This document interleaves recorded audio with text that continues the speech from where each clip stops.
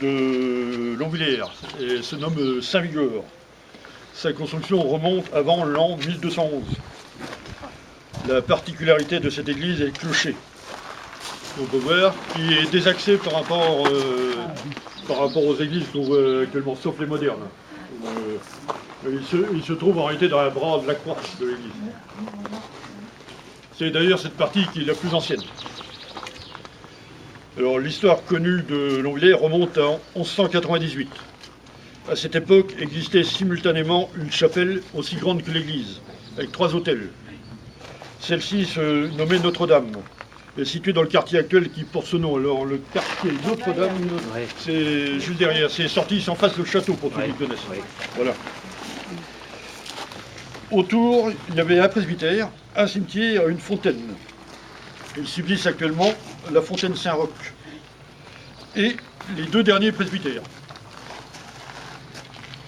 Alors, de cette époque, Robert de Longvillers donna sa partie de la chapelle à l'abbaye d'Aunay. Cette dernière la céda ainsi que l'église au chapitre de Bayeux en 1211. 2 seigneurs cohabitaient à Longvillers. Outre le fameux Robert, un autre se nommait de Matan. La famille de Longvillers, Robert, puis Roger et enfin Richard de Bellonde fut remplacée par la famille Malherbe au Lyon. J'y peux rien, c'est le nom qu'ils avaient donné. Il faut savoir que Bellonde et Matan sont 2 hameaux qui sont dans, pour ceux qui connaissent, c'est de l'autre côté de la butte à Bélissant. Voilà, sur la route d'Aunay-Villers. La famille de Matan obtint le marquisat en 1736 avec Bernardin, chevalier de Saint-Louis, et lieutenant du roi au château de Caen.